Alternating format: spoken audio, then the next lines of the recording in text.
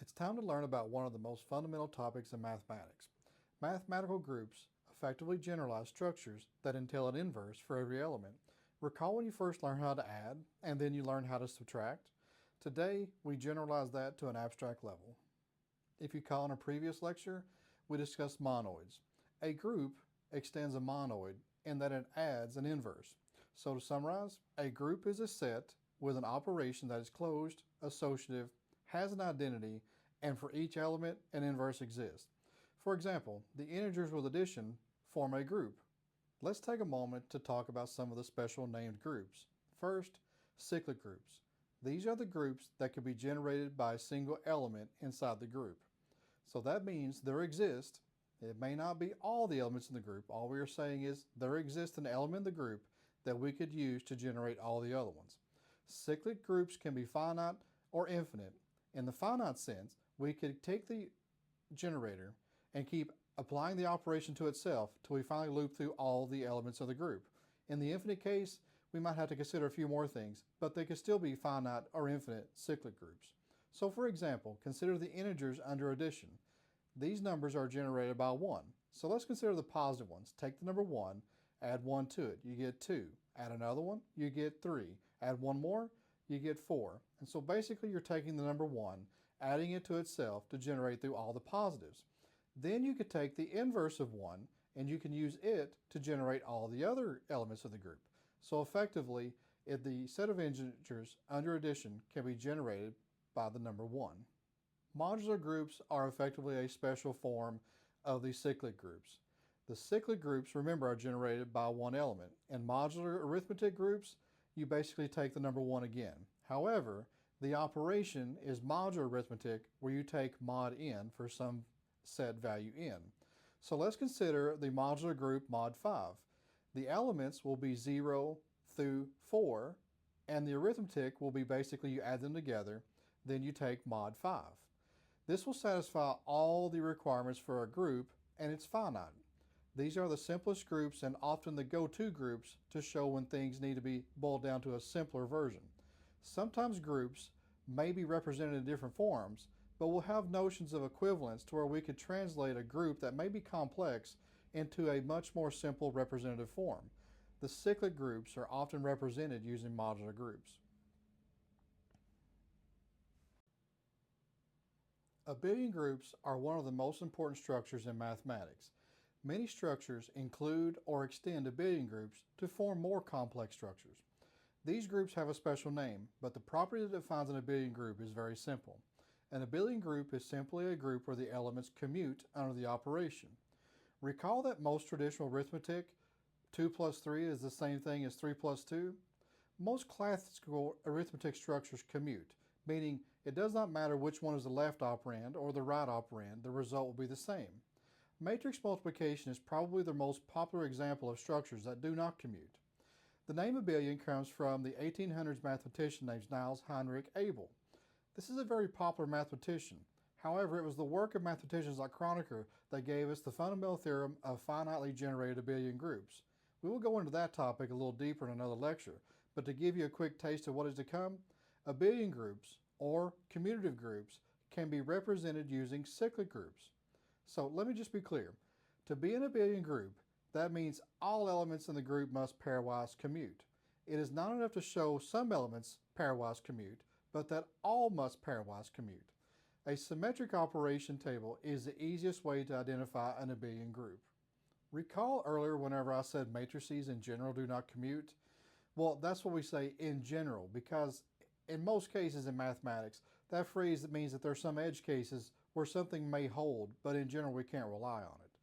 So let's take a look at these 4 matrices. We have an identity matrix we labeled with the I. We have a matrix labeled with an A, B, and C. These matrices represent a 90-degree rotation, a 270-degree rotation, and a 180-degree rotation if we were to apply them in mappings on a geometric plane. This group is abelian because multiplication of these matrices commutes.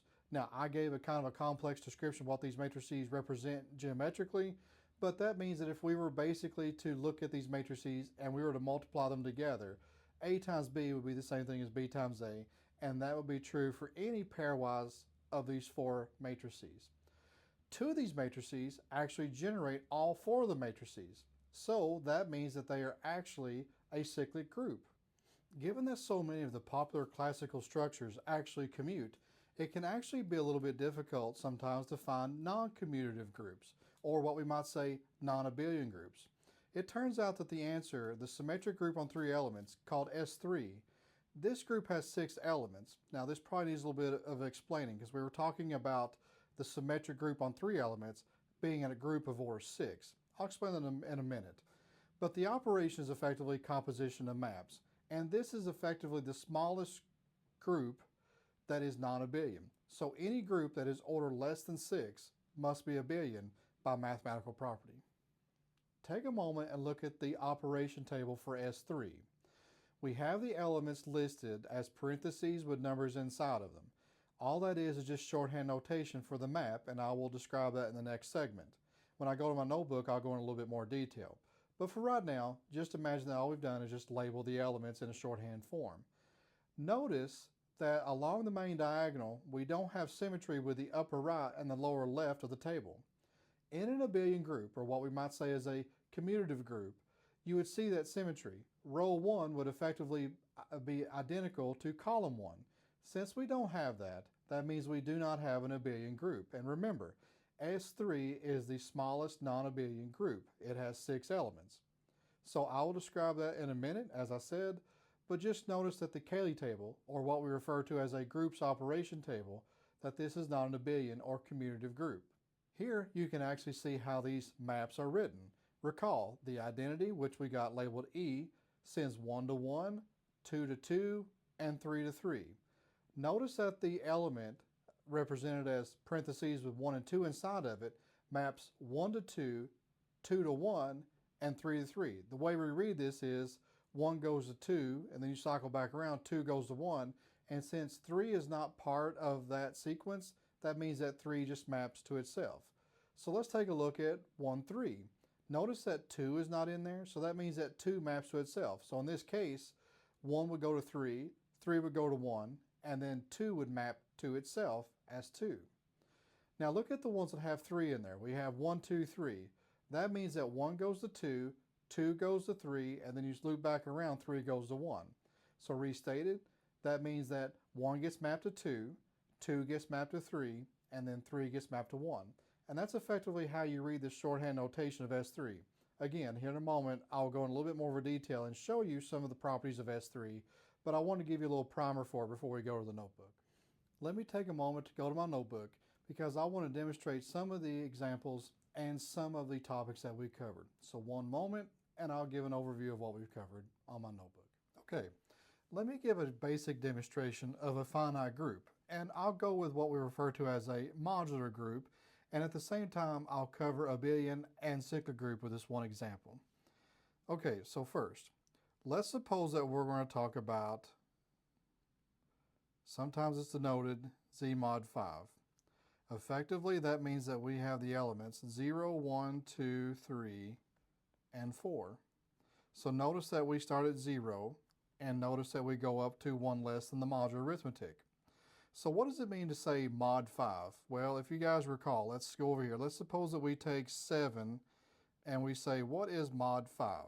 Or written out, 7 mod 5. And we'll say that's congruent to the number 2. And the reason for that is when we take 7 and we divide by 5, we get the quotient 1, but then we have a remainder of 2. So anytime that we're talking about the remainder of some, or we're talking about modular arithmetic, we're talking about the remainder. So that's what we're going to do. Under the operation, we're going to define plus, but it's going to be like this. A plus B, get the result, then do mod 5. And that always means that the value will always be something 0 through 4. Okay? Great. So I'll erase this. And let's work out an operation table. So our elements are 0, 1, 2, 3, and 4. 0, 1, 2, 3, and 4. So we'll make our table and we'll start filling in the values.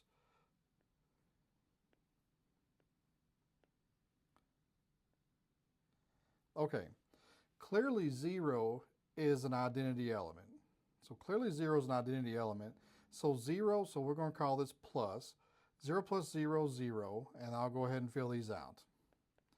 Okay, and then you might have seen this from another lecture, or maybe you're already familiar. 1 plus 0, that'd be 1, and then 1 plus 1 is 2, 3, 1 plus 3 is 4, and then watch what happens when we do 1 plus 4. 1 plus 4 is 5, but mod 5, the remainder after we divide by 5, is 0. Okay, and then you'll see that this pattern will continue. 2, 3, 4, 2 plus 3 is 5, which is 0. 2 plus 4 is 6. Mod 5 gives a remainder of 1. So 3, 4, 0, 1, 2. And then we have 4, 0, 1, 2, 3. I'll leave you guys to do this on your own. But basically, what we have over here is our left operand, and what we have up here is our right operand. And so effectively what we're doing is we're doing A plus B, and then in the center here is basically our result.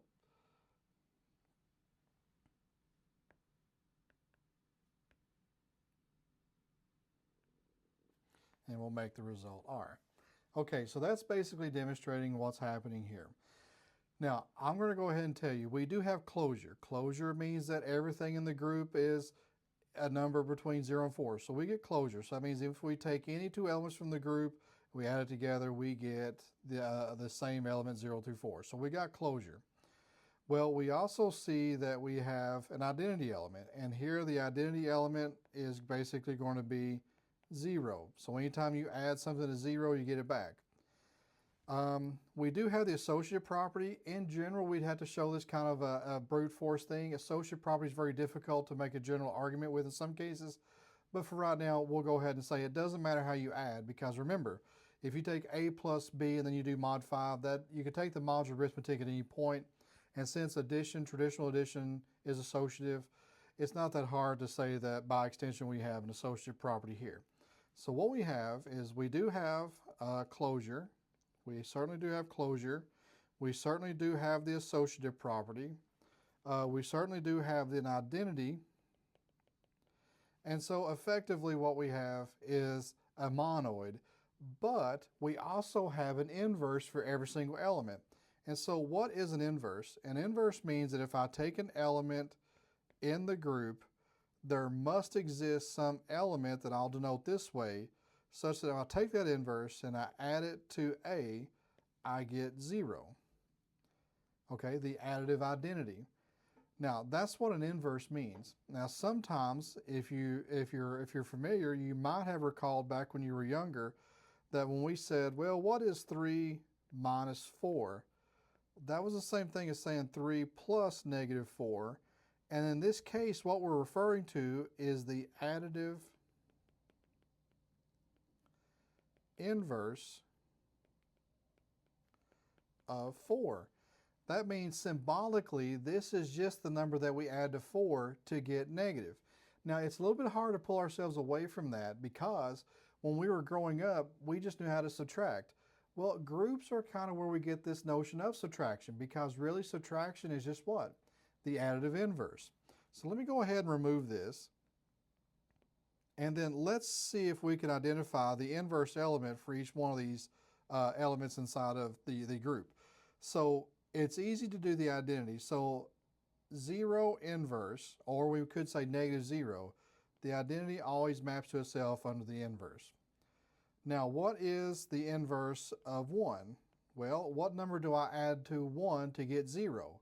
And it turns out that right here is a 0, but we added a 4 to get there. So the inverse of 1 is 4. The inverse of 2, what is the inverse of 2? It's the number that I add to 2 to get 0, which would be 3. The inverse of 3 is 2. And the inverse of 4 is 1. And what you may notice is that these always are kind of pairwise related. And the reason for that is what happens if I take the inverse of an inverse, I end up getting the element back, and you would see that property. So that's kind of neat. So basically this is a very simple group. Now, Why do we say it's a cyclic group? Take the number 1. 1 plus 1 equals 2. 2 plus 1 equals 3. 3 plus 1, this is almost so silly, it's almost like we're going back in the elementary school days, right? This is equal to 4. And then we take 4 plus 1, we get 0. Now that's where the trick is, right? And so notice that we have this element that we're generating the group with, and notice that we can use it to create all the other ones. And so in this case, if we call this group Z5, that means it's generated by the number 1. Now, we also have another generator.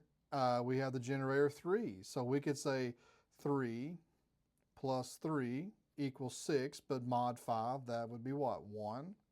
And then 1 plus 3, that's 4, kind of easy there. 4 plus 3 is 7, mod 5 is 2.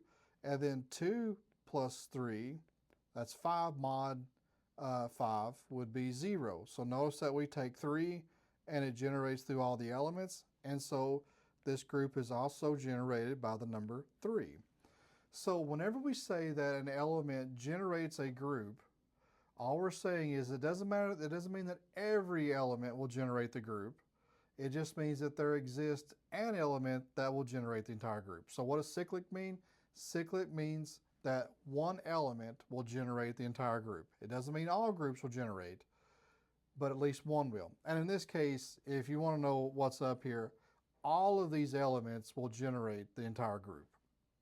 Let me show you an example of a group that's not generated by all of them. Let's suppose that we're going to go with Z4. So this will be the elements 0, 1, 2, and 3. And then we still have traditional arithmetic, but we're going to do the modular arithmetic. Sorry about that.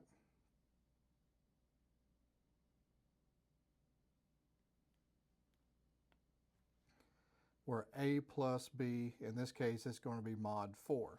Okay? So notice that 1 again. 1 plus 1 equals 2. 2 plus 1 is equal to 3. 3 plus 1 is equal to 0. So we took this element and we generate all of them. And so we know that Z mod 4 can be generated by the number 1. And I'm going to go ahead and tell you that it can be generated by the number 3 as well. But take a look at the number 2. 2 plus 2 is equal to 4, which is 0. 0 plus 2 equals 2. 2 plus 2, we end up going back to 0. And what you're going to end up in this kind of cyclic notation is that, that's kind of a play on words, you keep cycling through 0 and 2, but you won't generate the entire group. So what we say is 2, even though it generates these two elements, does not generate the entire group. Okay. And actually, if you notice that there's only 2 generators here, notice that the number 1 is the inverse of 3, because when we do 1 plus 3, we get 0, which is 0 is the additive identity. Anytime you have an element that generates the group, its inverse will also generate the group. That's always a true statement. Okay, so good. We show an example of a group where every element generates it. We've seen an example where only a few elements generate the group, but in either case, as long as there exists one element that generates the groups, we have a what? We have a cyclic group. Okay. Now, when we say abelian, an abelian group just simply means this. When we have A plus B, that would be the same thing as B plus A.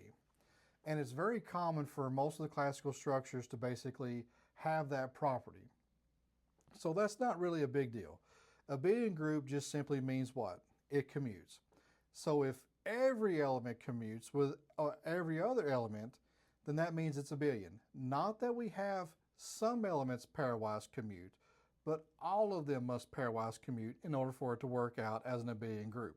So even if we have some things commuting, we can't say it's abelian until we show that all of them are commutative. Okay, so let me go back over here. Let me pull up this table again, and I want to show you something. Notice here that this table, if I look down this main diagonal, and I'm going to make this table look a bit ugly for a second.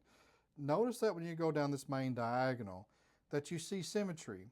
Notice that row 1 is identical to column 1. Notice that row 2 is identical to column 2, and every row, row I is I equal to column I, what we say is that's symmetric, and the only way that you get a symmetric table is whenever you have an abelian group, or that means the elements commute, which means it does not matter if the left operand or the right operand are swapped, you end up effectively getting the same result. Okay, so that basically covers abelian groups, cyclic groups, and the modular arithmetic groups. So let me go back over here. I think the idea is that we want to see an example of something that does not commute. So let's see an example of something that does not commute. Well, if you recall, we had these elements. We had the elements of S3. And what is S3? Well, to give it a short description, imagine that we take the set of 1, 2, 3. And what we want to do is we want to rewrite this in an ordered form so that all 3 elements are used exactly once, but we keep rearranging the order. So the first order we have would be element maybe 1, 2, 3. Now this is not the cycle notation that I had earlier, so just bear with me. Maybe I'll change the notation. I'll put these in brackets so we don't confuse it. So we have 1, 2, 3. Well, the next one may be 1, 3, 2. And then the next order we have would be what? 2, 1, 3. And the next would be 2, 3, 1. And then we'd have 3, 1, 2. And then 3, 2, 1. Okay, so these are the 6 elements. So these are the 6 elements of S3. You can always know the order of a symmetric group. So if we have Sn, you're basically determining all the ways that you could list out the elements, the n elements, in a specific order. So remember, sets don't have an order, but here we're taking the elements of the set and we're creating all possible orderings of them. So we have Sn, the number of permutations would be n factorial. So the order of S3 is equal to 3 factorial, which is 3 times 2 times 1. 3 times 2 is 6, times 1, we still get 6. So there are 6 elements in this group. Okay. Well, the way that we could actually look at this again in a different format is we could actually talk about all the different ways that we could map these elements. So let me go down here and let's show you how we can write this as a mapping. Well, we have the identity mapping, which takes the numbers 1, 2, 3. 1 maps to 1, 2 maps to 2, and 3 maps to 3. And so effectively, that takes care of this one. And then we have another element to where it says 1 maps to itself, but then we have 2 and 3 swapping. So we may say that 2, 3 looks like this. We have 1, 2, 3. 1 maps to itself, but then 2 maps to 3 and 3 maps to 2. So anytime you see a number missing in these parentheses, that means that that number maps to itself. So we've taken care of this one. Now let's look at 2, 1, 3. So we have 2, 1, 3, but notice that 3 stays in the same place. So if I write the mapping form of this, it'll be 1, 2, 3. 1 will map to 2, 2 will map to 1, and 3 maps to itself. So that means that we're only swapping the 1 and the 2, so we have this element 1, 2. So that's where that comes from. Now we have this one figured out. Now let's look at this map. We have 1, 2, 3. 1 maps to 2, 2 maps to 3, 3 maps to 1. Now the element that's represented in this is just follow through. 1 goes to 2, 2 goes to 3, and then, sorry, skipped a number. We have 1 goes to 2, 2 goes to 3, and 3 goes to 1. So that's that element there. Now we've determined what that one is in our Cayley table from before. So now let's look at 1, 2, 3. 1 goes to 3, 2 goes to 1, 3 goes to 2. So let's see what this one looks like. 1 goes to 3, and then 3 goes to 2, and then 2 goes to 1. So we have that element. And then finally we have the last one to where we have 1, 2, 3. 1 goes to 3, 2 goes to 2, and 3 goes to 1. Now if you notice here, this is just where 1 and 3 have swapped, so this would be 1 and 3.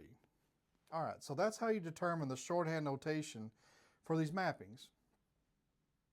Okay, so when we had the Cayley table, the way that we actually construct these values is like this. So you may take the element 2, 3, and you may like do the operation dot, whatever we're going to call it, and then we're going to do maybe 1 and 3. So basically, let's take a look at 1, 3. What you want to do is you want to start from the right and then go to the left, because what we might say, let's just look at this one. If this is the map, we'll call this maybe M. So M of 1 goes to 3, M of 2 goes to 2, and then M of 3 goes to 1. And so basically that's what that map says. So if you remember when we were younger, let's suppose that that's M, and let's suppose that 2, 3 here is maybe the map N. The way you want to read this is you're going to find N of M of X, where X is in the set 1, 2, 3. So the way that we do this is we first compute, we'll go through 1, 2, and 3 sequentially. So we have N of M of 1. So what is M of 1? It goes to 3, but over here 3 goes, so we have N of 3, but N of 3 goes to 2. Okay, and then we have N of M of 2. Well, M of 2 goes to 2, so this is N of 2, but in N, 2 maps to 3. Now we do N of M of 3. M of 3 is 1. M of 3 is 1, and then N of 1 is 1. And so what this basically tells us is if we write this map, we have 1, 2, 3, where in this composition of functions, 1 maps to 2, 2 maps to 3, and 3 maps to 1. And let's see if we see this up here, 3, 2, 1. It turns out that this product, which is this mapping, is actually this element, so it's 1, 2, 3. So that's how you read the Cayley table from the previous section of the video. That's effectively how you construct the S3 Cayley table. Okay, and so basically we would have a table, and where you see the intersection of 2, 3 on the left, and then 1, 3 on the top, where those two intersect, you'd see this element. So that's how you construct the Cayley table. And you'd find out as you go through, you'd be able to identify all the properties of closure, identity, associativity, and inverses to basically figure this out. So the question is what element is the inverse of, let's suppose, 2, 3? Well, okay, well, let's take a peek at that. Let's suppose 2, 3. What does 2, 3 do? 2, 3 effectively swaps the 2 and the 3. So if I was to multiply 2 and 3 to itself, we would effectively get the identity element.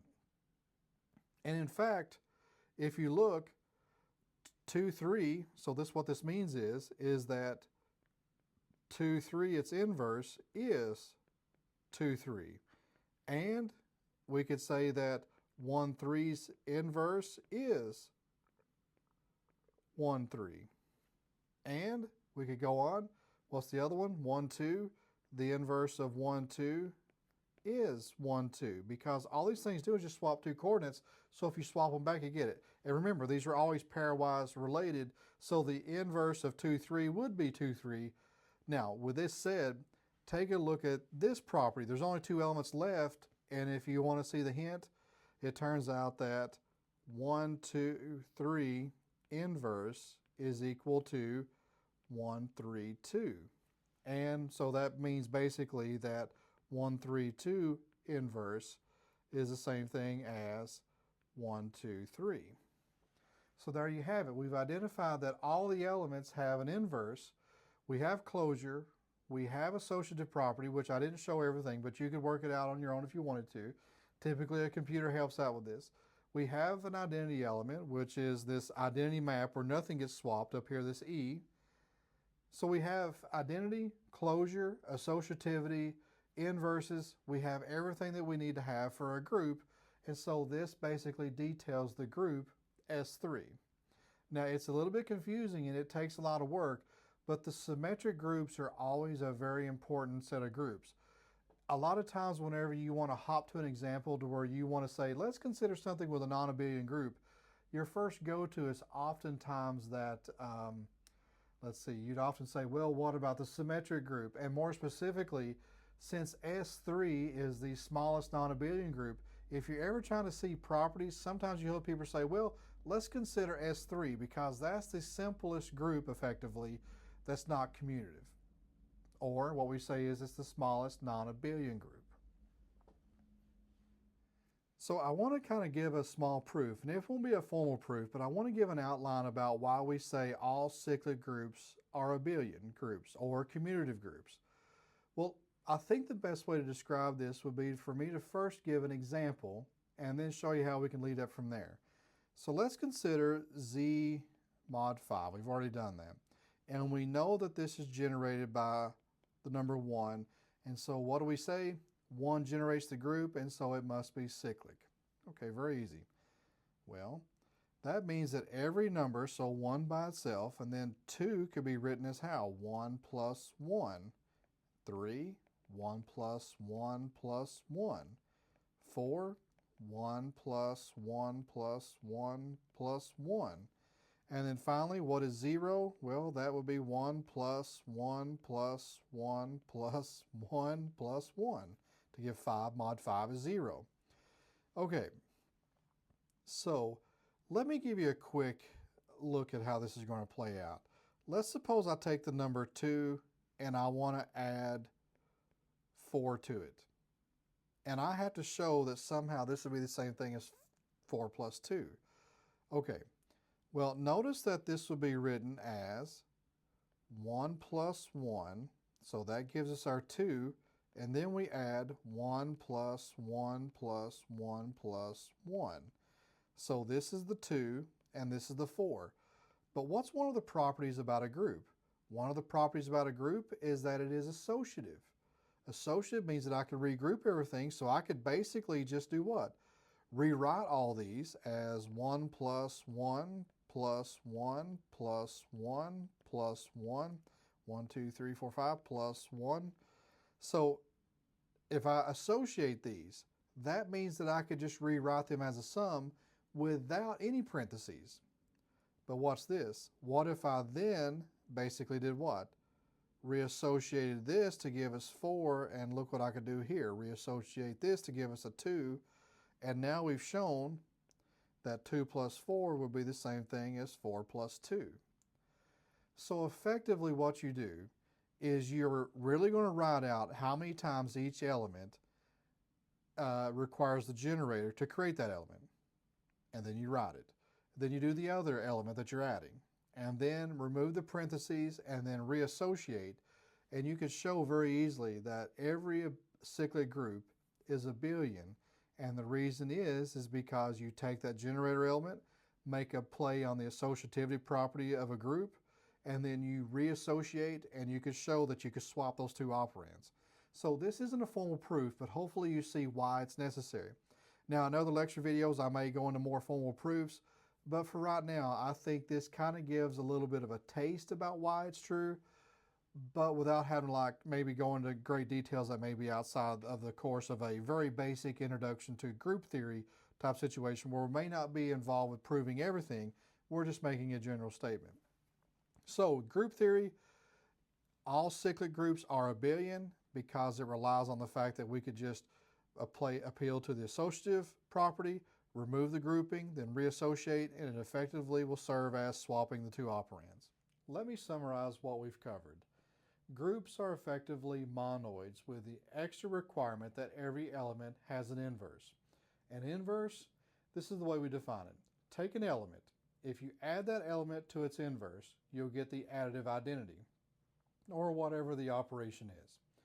So every element has a unique inverse, and they are pairwise together, and no other element in the group will share that inverse. We have cyclic and modular groups, and they are important building blocks. In fact, we'll show in other lectures to where all abelian groups will be what we refer to as the direct sum of cyclic groups. That's a bit deep for now, but stay tuned and it'll be very exciting. Abelian groups, they simply mean that the operation commutes, not just for some elements, but all pairwise elements must commute. That means swapping left and right operands will give the same result. And the smallest non-abelian group is S3. That is the permutation acting on the set 1, 2, 3. However, it has 6 elements because 3 factorial is 3. So the group is S3 and it has 6 elements, but it's effectively a map on the elements 1, 2, 3. It can be a little bit confusing, but I encourage you to watch this video until you master it. Hit up ChatGPT and Google for other examples. There's many examples of how people represent S3. There's a lot of geometric interpretations that you may enjoy watching as well. So always look for other resources in our learning experiences. So thank you for watching this lecture. I hope that you found it insightful. I hope that it helped you understand group theory a little bit. We didn't do exhaustive proofs, but my goal was to just give you an introduction to what group theory is. And we'll be extending these groups in other lectures to form rings and fields. And we'll also show how we can decompose abelian groups into the direct sum of cyclic groups. So that'll be exciting, as I mentioned earlier. Please, in the comments, let me know what I did right. Let me know how I can improve. I do read your comments, and I do make alterations in future lecture videos based on those comments. So thank you for watching, and I'll see you around.